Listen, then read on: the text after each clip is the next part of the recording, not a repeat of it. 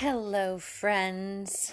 As a lot of you may have known by this point, unfortunately, we had a technical difficulty on Sunday and we lost all the recordings from the live sermon. So, I'm going to do my best to recreate the magic for y'all. It'll be a slightly different sermon than what was given on Sunday, but the same essence. So, if you missed the live session, you're still going to get all the goodness. And if you were at the live session, you get to tune in for part two. So, there might be something that you hear in this recording that you maybe didn't hear because maybe I didn't say it, or maybe it was just said in a slightly different way and it sticks this time around. So I'm going to piece together the parts of the sermon for you as best I can. The only piece that will be missing is the movement piece, but I will put the link to the song that we used on Sunday. And to start us off, Brooke has so generously re recorded the meditation that she walked us through. So she did a beautiful chakra meditation, and I will be linking to that right away. And so she's going to take us through that meditation, and then I'm going to pop back on here to walk you through the sermon and to complete the session with the prayer vortex, just like we always do. So thank you so much for your patience and for tuning in. I'm so grateful to have all of you here each and every week. However you show up, whether it's on the live or the replay, it just means so much to me to be in community in this really sacred way with you. And I hope you enjoy our makeshift recording and repurposing of this week's sermon. Mwah. Hello, everyone. My name is Brooke Yantzi, and I'm so excited to be here with you doing this chakra meditation and to be on Kelsey Grant's Self Love Sunday service. So, a little bit about me. I help female entrepreneurs overcome burnout and overwhelm and fall back in love with their business or create something new so they can experience freedom, overflowing abundance, create deep soul connections, and make an impact that changes lives. And I'm so committed to this and committed to creating play in people's lives. I also run a company called Play Education BC, and we teach dance play and yoga play programs in schools all across British Columbia. I also train instructors to teach dance play. So I'm so excited to be here and to help you drop into your body, help you connect to your heart, and help you really tune in. So I'd love for you to place your feet on the ground and let's begin. And you can find a comfortable seated or lying down position. And everyone take a deep breath in and exhale. Taking another deep breath in. And as you exhale, leaving everything from your day behind. Allowing yourself to be here now. Taking another deep breath in. And exhale. And I am going to play some music. Keeping your eyes closed.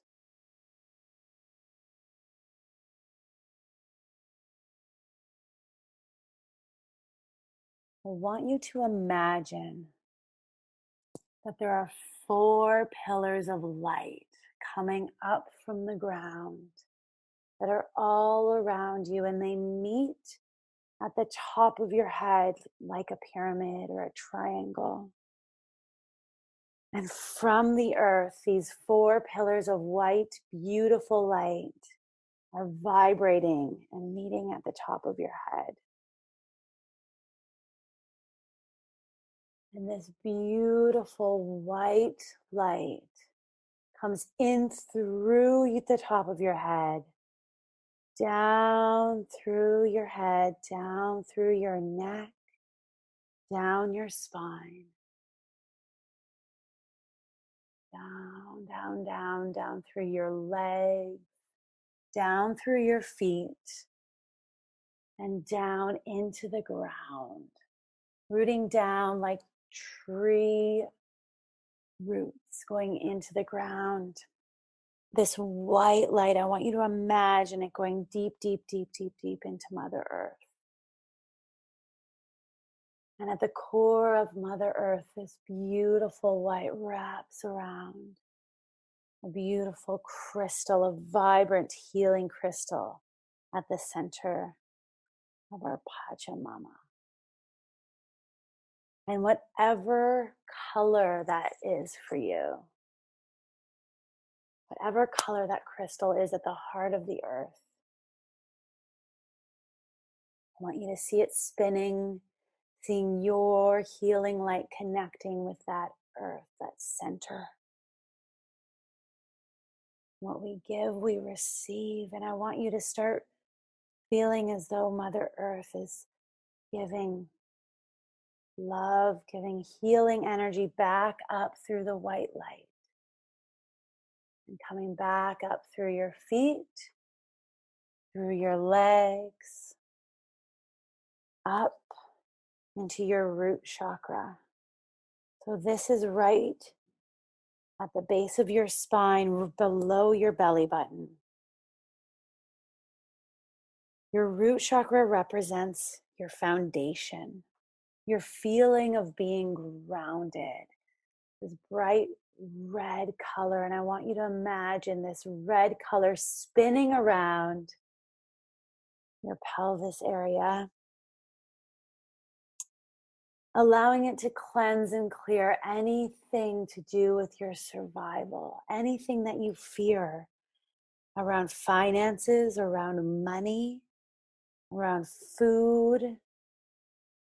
Allowing this white light from Mother Earth to cleanse and clear anything that's been stuck, that's been holding you back. Feeling the chakra as it starts to spin faster and faster as the red color goes from being a murky color to clearer.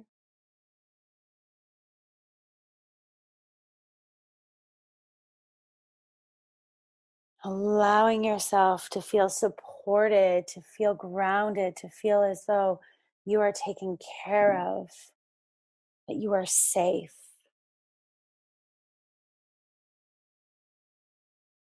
It also has to do with your career. Allowing yourself to know that you are safe. And tuning into your root chakra, I want you to ask it right now. What do you know right now? And whatever the first thing is that comes into your mind, I want you to hear it. Breathe it. And then let it go.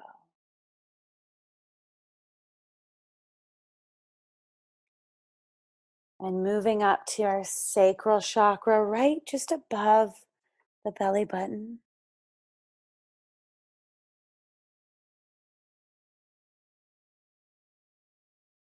Actually, around the belly button. This is orange. This is your sacral chakra. And this is all about sexuality and pleasure. And I want you to feel this beautiful orange going from a murky orange to a crystal clear orange as it's spinning around your sacral. This is all about your sense of abundance, your sense of well-being, your sense of pleasure, allowing that to expand, allowing yourself to connect to that. Maybe you even want to move your body a little bit in that area to start moving the energy, seeing where you might be stuck or blocked. Feeling as it's healing and cleansing and clearing. And tuning into your sacral chakra, asking, what do you know right now?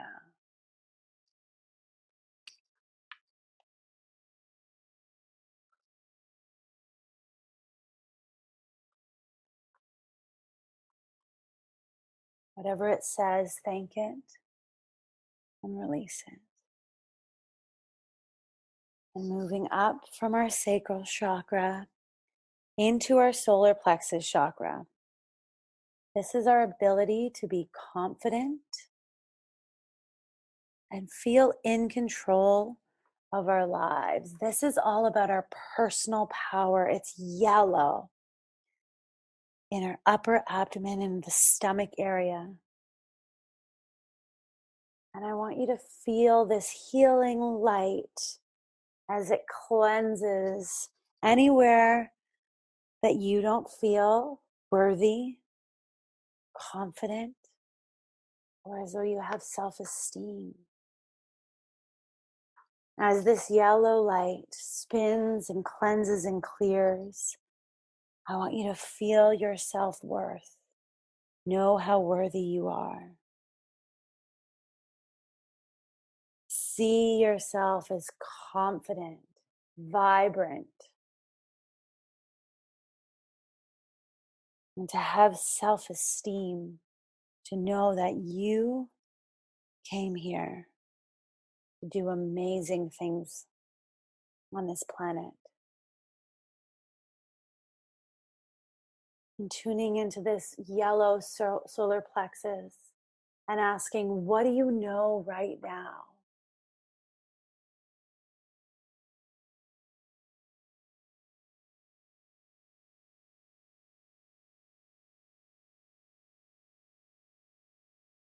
And thanking that and moving up into your heart chakra. This is the color of green. Imagine this green color swirling around your heart, your chest area, spinning. It might be a little bit murky, but let's allow this white light from Mother Earth to cleanse and clear it. Now, seeing as it's spinning faster as the vibration is raising. This heart chakra is all about love, relationships, and self-acceptance. This is all about our ability to love. And maybe you even feel as though, like a Care Bear, your heart is radiating this green love, this green energy. And I want you to allow this green light to cleanse anywhere that you feel blocked in relationships, in love, in loving yourself and others, to release that and let it go. And bring in self-love, joy, and inner peace, and allowing yourself to feel it just like a child.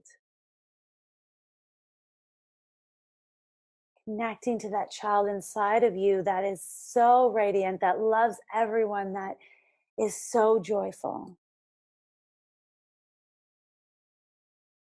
And tuning into your heart chakra and asking, what do you know right now?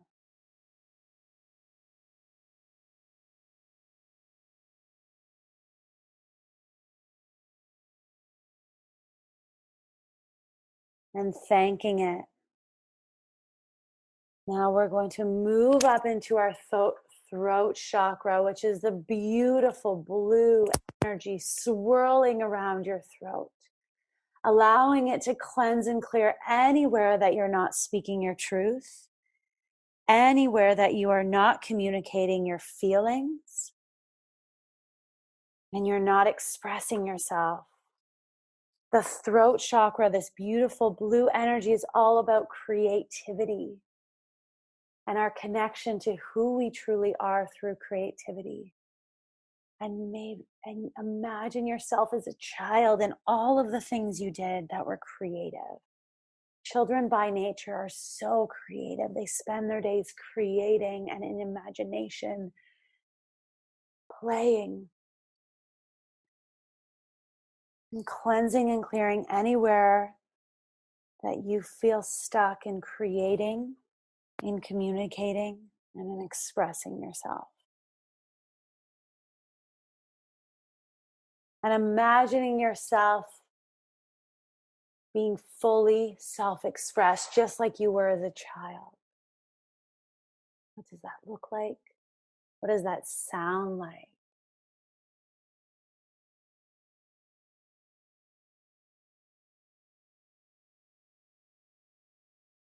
Tuning into your throat chakra and asking, what do you know right now?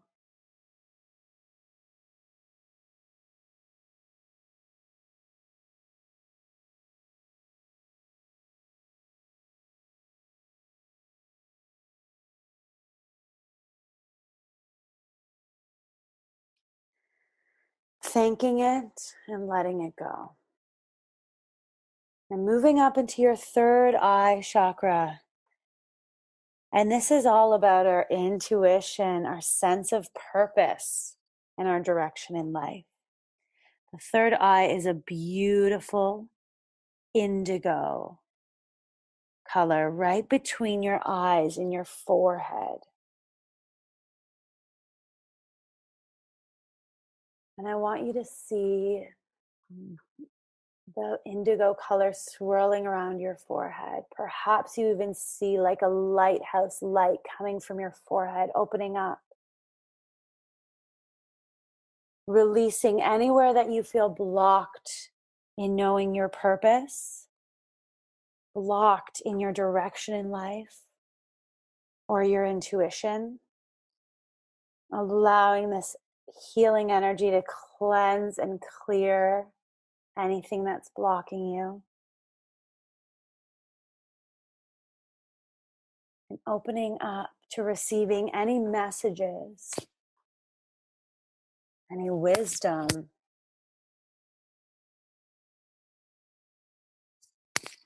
and asking your third eye, what do you know right now?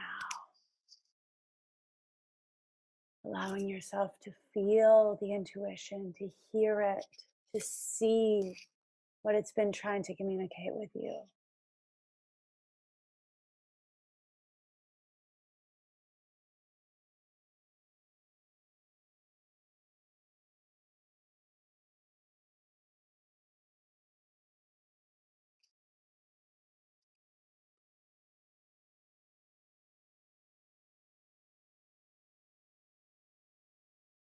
And thank it.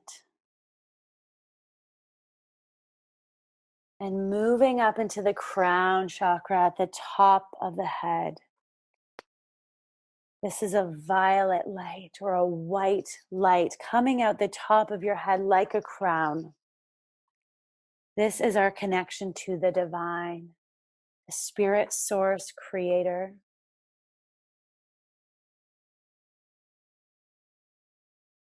Allowing for this violet light to cleanse, to clear anywhere that you feel stuck, anywhere that you feel disconnected, and to allow yourself to connect to your higher self, spirit source creator, to pure bliss, the bliss that you felt as a child when you're playing, when time stands still, when you're connected, when you're doing the things that you are passionate, that you love, where time doesn't even exist. Taking a moment to connect through your crown up to the divine.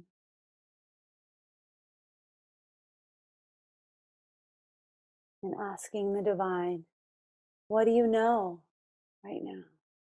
Show me. Show me who I am. Show me anything that I've been missing.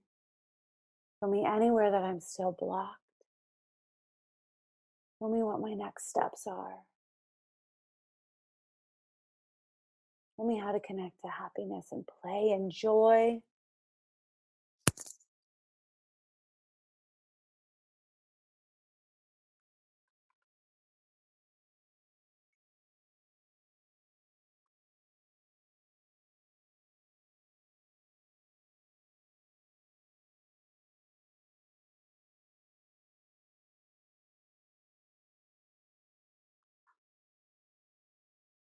Whatever comes in, thank it.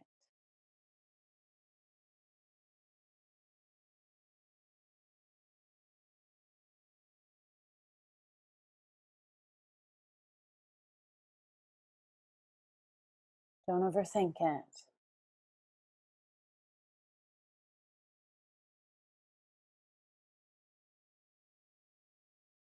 And taking this white light that's coming out of the crown and allowing it to fall over like a waterfall, falling over both sides of your body, cleansing and clearing anything else that's around.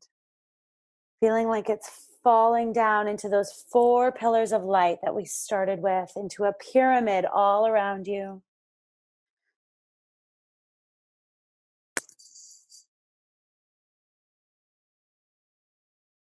And feeling your feet rooted into the ground.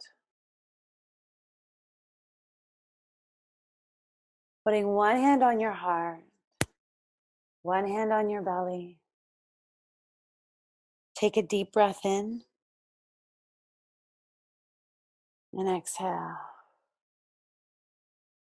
And thanking your body, thanking your being for showing you what you needed to see, what you needed to hear.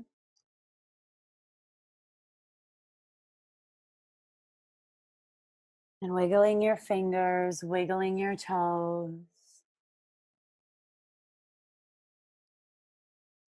When you're ready, taking another deep breath in and exhale. And bringing yourself back into the room.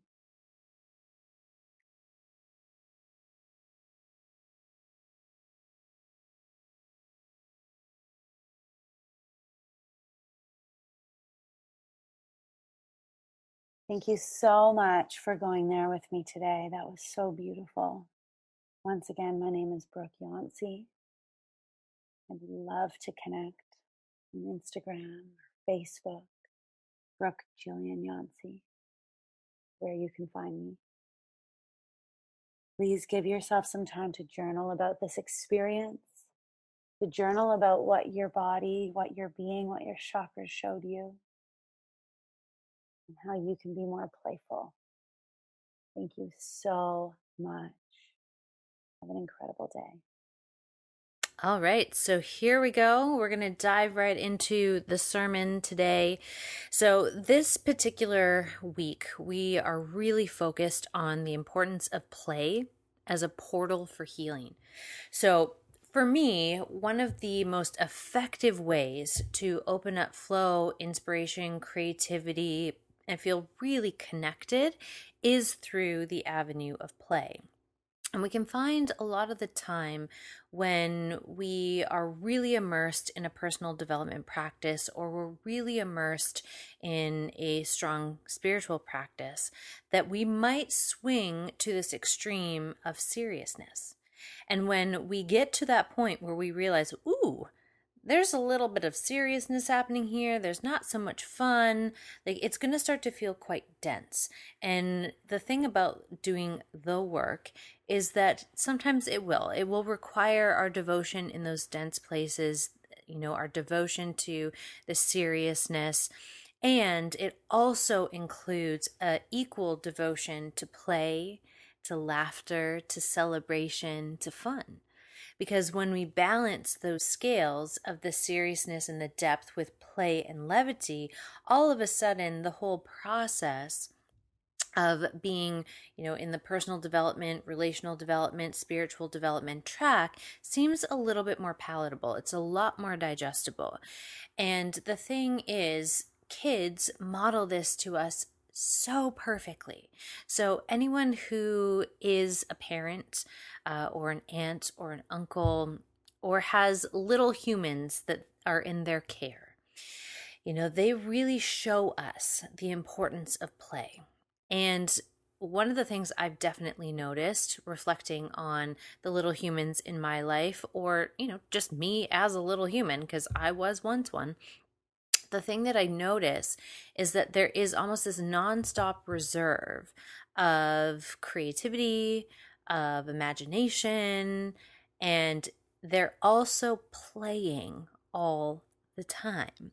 So I don't think that that is a coincidence that kids are nonstop playing, and that these energies of creativity and imagination and flow are literally flowing through them. Like, they don't have to try to come up with an imaginary world, it's just available to them. And what happens when we, walk the path of maturing and growing up is that our culture can condition this devotion to play out of us. And it really gets labeled as, childish, immature. Like, there's all of these icky labels that can get imposed on play as an adult. And what that does is that it kind of puts this social pressure to conform, this pressure to be taken seriously. And what's interesting about being taken seriously is that you got to be serious all the time. And, that is going to be really problematic to your heart and to your soul, because there is a part of your heart and your soul that is inherently playful. It wants to move, it wants to express, and not to mention the inner child within you. So when we don't honor the inner child within us, it will literally start to wreak havoc on our lives. It'll throw temper tantrums, and it is going to pitch a fit and really shake shit up because it's trying to get our attention. It's saying, hey, you've gone a little too far on the serious track, and I need some nourishment. I need some attention. I need some devotion. I need to be able to be in that state of creativity, awe, wonder, joy, excitement, imagination. And you're not feeding me. And when we aren't feeding this part of ourselves, it gets malnourished. And when it gets malnourished, it gets really irritable. And it can come out in these really not so great and not so relational, integral ways, which will inevitably cause a little bit of discord, either in your body, either in your relationships, maybe in your workplace. And one of the best ways that we can prevent that implosion is by prioritizing play. And the first step to prioritizing play is we have to take a look at that social conditioning. We have to take a look at, well, what are the narratives that have been imposed on my experience, and do those actually work for me? Because if they work for you, great, keep rolling with them. But if they are compromising a part of your soul, compromising a part of your truest heartfelt expression, then we really have to reevaluate, what we've accepted as truth, or what we've accepted as, a playbook to really model our lives by. And, the people who are super, super serious and really poo poo others who are embodying their playful expression as adults are often people who are obviously disconnected from their own, childlike sense of awe and wonderment and play. And they likely have either been traumatized from being their fullest expression of self, or they have been shamed for that part of themselves. And likely that shame and that trauma happened a lot earlier in life. So it becomes this armor of, if I shut down this part of myself that's playful, joyful, intuitive and imaginative, then that will get me the love, the approval, the safety, the connection that is also an important part of my human existence. So what we see happen is we trade out one need for the other. So the need for belonging and the need for love and connection gets prioritized over this need for play and self-expression and silliness and goofiness. And that's going to work until it doesn't. And once we hit that point where it doesn't work anymore, that's when we get to kind of open this new door to a new paradigm of, is there a way that these two parts of me can coexist? The need for love and connection and belonging, and the need for playful self expression imagination, creativity, and fun. How can I merge these two to be in harmony with who I truly am? And when we take a look at society as a whole, we can easily make the assumption that if I bring forward this part of myself, I am not going to be accepted. I won't belong. I won't fit in to the culture at large. And there is, a reckoning there because on some level that will be true. It will definitely put some people off. 100% it will. And so if we know that us being in our expression is going to like turn a few heads or like people are going to turn up their noses at us, then we can be emotionally and psychologically prepared for that while simultaneously knowing that the more we bring this part of ourselves back online, back to life, it actually acts as a lighthouse for other people who have turned on that light within themselves to see each other, to spot each other in the sea of human beings. So while it will repel some people, it will also pull in others who are congruently aligned in terms of their path of self expression and play and really energizing life with this sweet, mischievous, imagination, to the max sort of perspective. And, there can be a bit of a transition period between going from that old way of being, of shutting that down, to fully embodying it. So don't put the pressure on yourself of having to make that transition immediately or like jump all in. It's a matter of really increasing our tolerance bit by bit, moment by moment, which might mean, we're not in our full wild, you know, playful expression right off the hop if we've shut this down for a while. What it might mean is we find these little ways to introduce a little bit more play, a little bit more creativity, a little bit more imagination into our day to day. Now, an interesting fact is that our imagination is actually running nonstop. Like that part of us doesn't actually go dormant. But when we get stuck on this really serious adult path, our imagination tends to move in the direction of imagining worst case scenarios, of imagining, all of these negative things that people might be thinking about us or the judgment that they might have, or it'll find ways to make meaning about the experiences that we're having. So, in life, there is the situation that happened, and then there is our interpretation or the meaning that we associate to that. And the meaning making, the association that we are kind of collapsing on top of what happened, that is our imagination. That is that creative faculty that exists in all of us. So when we reclaim playfulness and imagination in a really on purpose way and in a way that's integral to ourselves and to our life, what ends up happening is the imagination can then move onto this more on purpose track. So it's no longer making these sweeping assumptions and like these massive elaborate stories in our mind about people or ourselves or the world at large. Instead, it allows us to kind of cut through all of that and really see the reality of a situation. So, what happened, and then we can also pull apart our distinction of what we interpreted that to mean.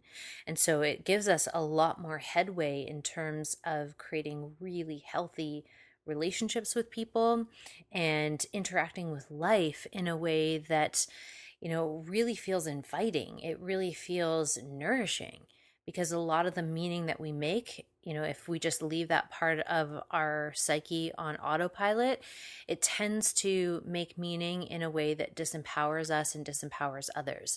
So when we really bring play and connection and fun back in to the mix of our life, and we actually, like, if you think of life as, this table, this long table dinner, and all of the chairs are full and play and fun want to join the dinner party and we're like, no, there's no room for you. Well, then play and fun are going to, start to try and get our attention in these maybe more dysfunctional, gestury ways. Now, when we embrace this part of ourselves, it's essentially saying, hey, we're going to make room at the table for you because you belong here just as much as all these other parts of me. And that is a really, really, really important piece if we're wanting to experience wholeness and if we want to experience belonging within ourselves.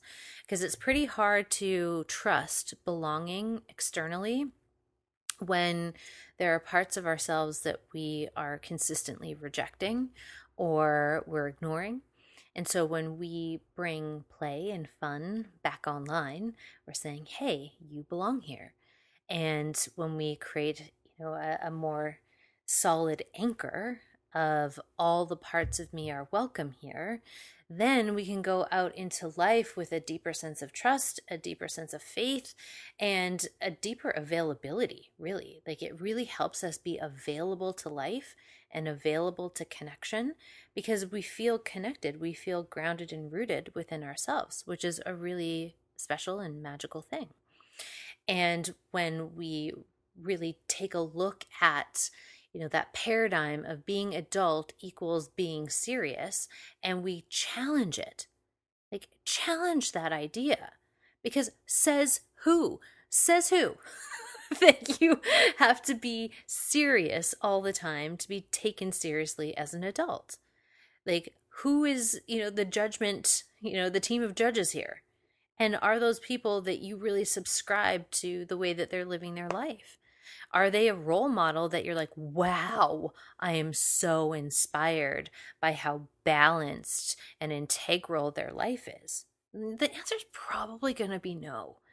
And it's often really hard to pinpoint who actually said this, who came up with this grand idea that becoming an adult means losing that part of fun, playfulness, and vitality.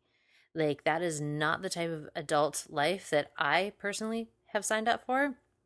And the invitation is for you to really challenge that paradigm as well. And it doesn't mean that we throw all of our responsibilities out the window and we're just like all play all the time, because there is this practical side to life. 100%, where it is important that there are certain times that require a level of seriousness, a level of presence that, is not in the same vein as the childlike awe, wonder, and play. That is very true. But then there are these other pockets of life where it is totally appropriate to bring that playful energy online. Like when we think about long term relationships, one of the reasons why they become so stagnant is because both people have lost touch with this element of playfulness between the two of them. It's often there early in the dating stages, which is part of the magnetism. It's part of what pulls us together because that playfulness reminds us of our wholeness. It reminds us of these parts of ourselves that maybe we have abandoned or we've just pushed by the wayside or we've forgotten about. And it invites us to claim those back, which is why the initial stages of dating, the honeymoon phase, is so intoxicating because it ultimately brings us into a greater sense of wholeness within ourselves. The other person is giving us access to a door that we get to open within ourselves. And that feels really good. It feels really good to embrace the wholeness of who we are. And, when we get into, the committed stage of a relationship and we start automating each other and, there is like the monotony of day to day, life that happens, we can sometimes lose that sense of playfulness, awe, and wonder. But if we come to conversations like this and we reboot ourselves, we remind ourselves, like, oh, wait, that actually is a really important part of me that I need in order to feel really nourished and fulfilled. And then we start to introduce it back online. You can always reintroduce playfulness and fun into your relationships. Always. even if it's gone, by the wayside for a while, you can still bring it back anytime you want. And it will be such a valuable thing to have in your tool belt, especially in times of conflict. Because in times of conflict, we need to essentially break the state of this gridlock that we've gotten into with each other. And one of the best ways is to be a bit playful with each other. And, caveat, like you are going to know what your partner finds funny, what your partner finds playful, and you're also going to know what they don't find playful or they don't find funny. So this would completely backfire in your face if you focused on the things that your partner doesn't find funny or doesn't find playful if you're trying to break that state in conflict. It's not going to work, and it's probably going to repel you further apart from each other. And there's going to be way more repair that needs to go on. But since we intimately do know our partner, we also know what they're responsive to. We know what they find funny, what they do find playful. And so if we actually just bring those parts forward, and that might be like a little, side grin or, a little funny inside joke that you bring back into the conversation that breaks the state, it breaks the tension. And in those moments where we break the tension, we return back to our wholeness. We reconnect back in, which then allows us to reconnect with each other. And that act of playfulness is such a beautiful act of love and devotion, because it's saying, what's more important than this fight or this gridlock that we're in is our connection. Our connection is more important than this fight that we have. And if I prioritize the connection, I can actually create more understanding as to, what's going on your side. Then there's more understanding of what's going on my side, and we can repair the situation and we can restore the connection between the two of us. Like, it's such a valuable skill to really start to weave and introduce into your relational life, and to get comfortable with being able to bring that back into our relationships of all kind. This is not just romantic relationships, but relationships of all kind require this devotion to play, this willingness to have fun, to laugh, to be jovial, to balance the scales, because life gets serious, life gets dense. And there's no escaping that. That is going to happen no matter how hard we try to prevent it. It's going to happen. And so we can embrace the reality of the seriousness, the denseness, and we can embrace the reality of the playfulness and the joy. And then when we merge those two together, it allows us to dance with life with a little more ease, so that when we're in those pockets of seriousness, we're like, wait, this isn't going to last forever. Like, there will be a time where it's sunny again, where things are light again, where I feel good again. And then in those moments where we're enjoying the sweetness, we're like, you know what, there's going to be a time where things are going to get a little bit more serious, a little more dense, so I'm really going to savor this moment right now. And if we can find these micro ways to introduce play and fun into our day to day life, it becomes a lot easier to introduce it on a much larger scale in terms of our relational life. And we really want to find ways in which we can be playful on a daily basis. One of the bridging exercises that I do that has helped cultivate a lot more playfulness and fun in the grand scheme of things is that every day I choose to look for something that I've never seen before that delights me. So, before lockdown, before spending a lot of time in my house, I had a ritual of going out for a walk every day with the intention of seeing something beautiful that I'd never seen before. And I could walk the same route every single day and still find something that delighted me, something that I found beautiful, because my eyes were open, my mind was primed to look for that evidence. And so when we can lay a foundation like this of, okay, well, even in your home right now, if you're not leaving your house, look for something in your space that pleases you, that delights you, that you find beautiful. And if that becomes one of your daily devotions, it helps to unlock this access to playfulness because we're creating a nice base of things that feel good to tune into. And when we have that base of things that feel good to tune into, all of a sudden we can turn towards playfulness with a little bit more acceptance, a little bit more curiosity.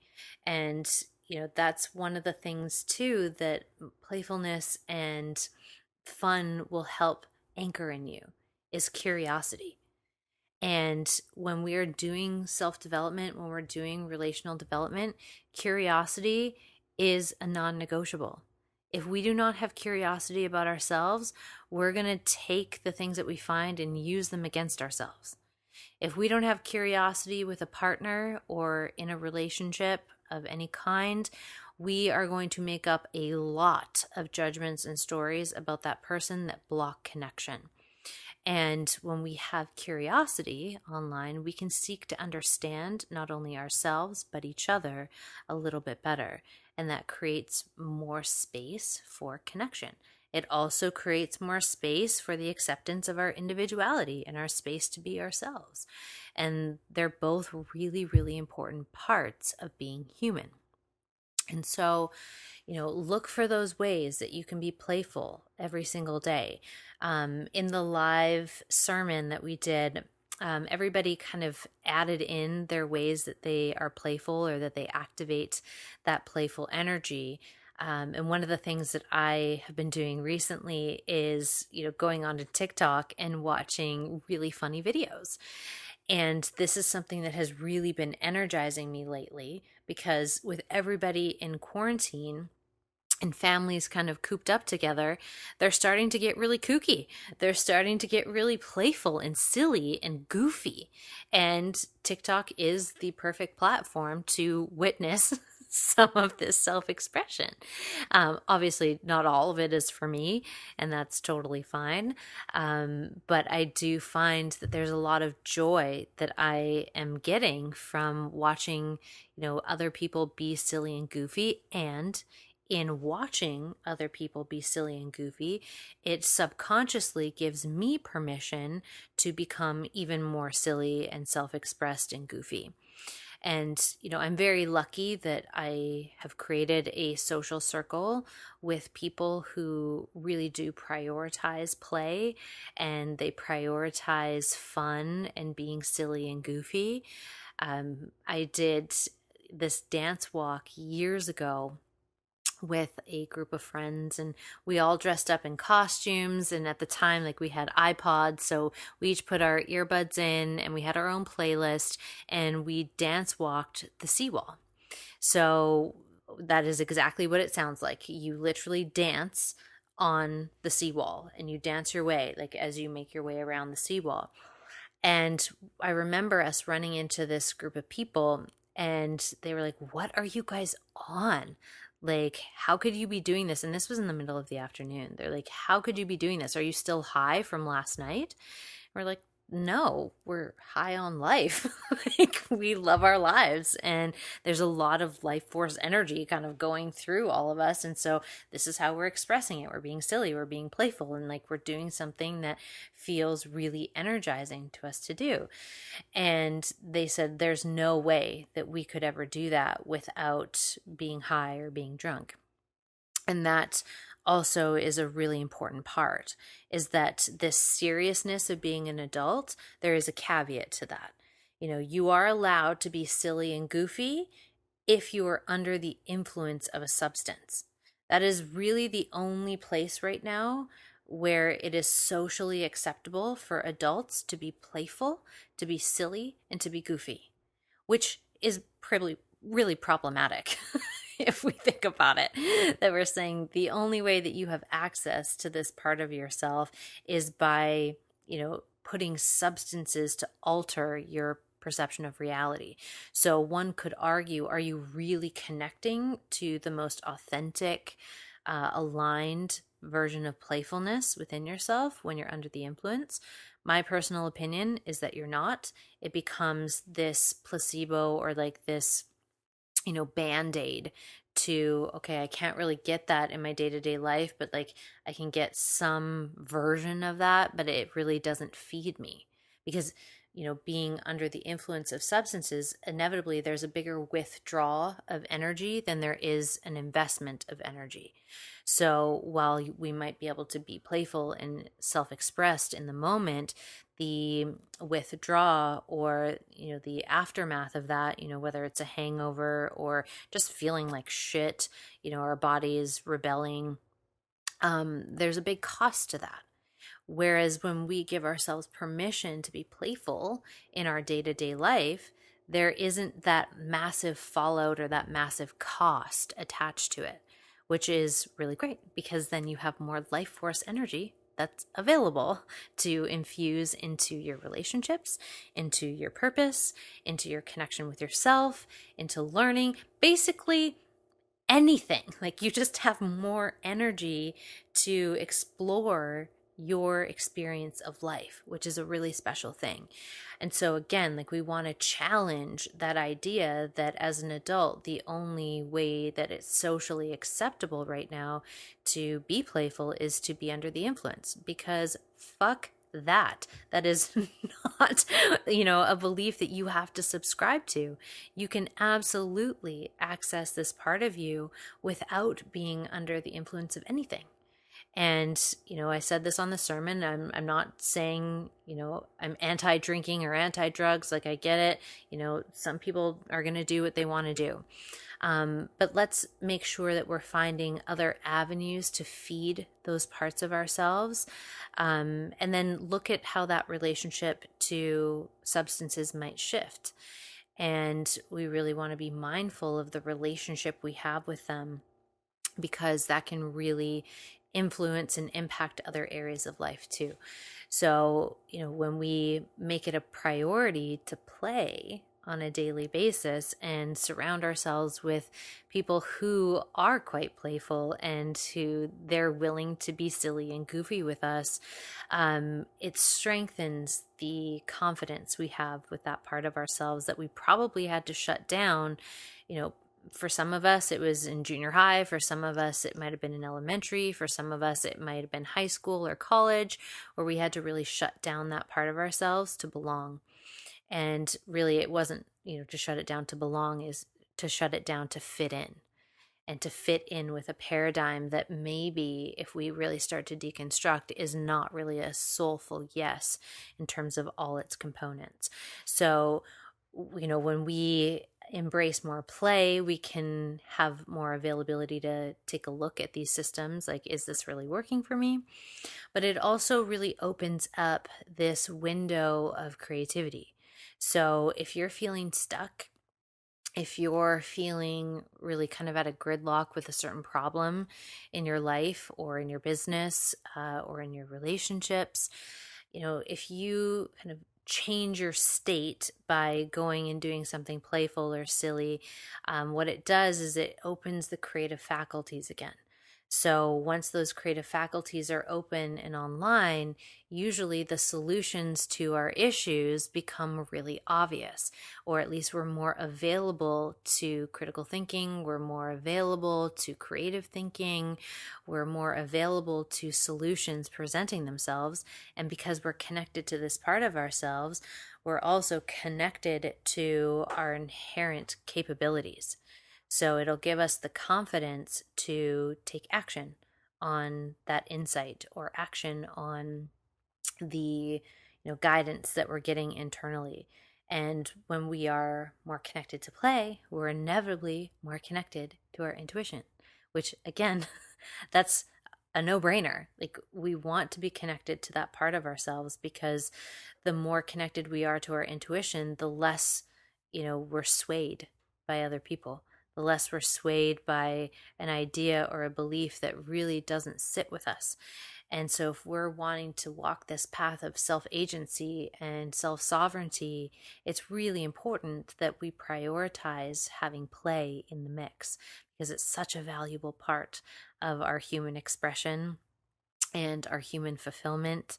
And I promise you, there are people out there who want to play just as much as you do and in similar ways that you do. And by allowing yourself to embody this on your day to day in small little bits, you will build your tolerance for play again. It'll come back so naturally.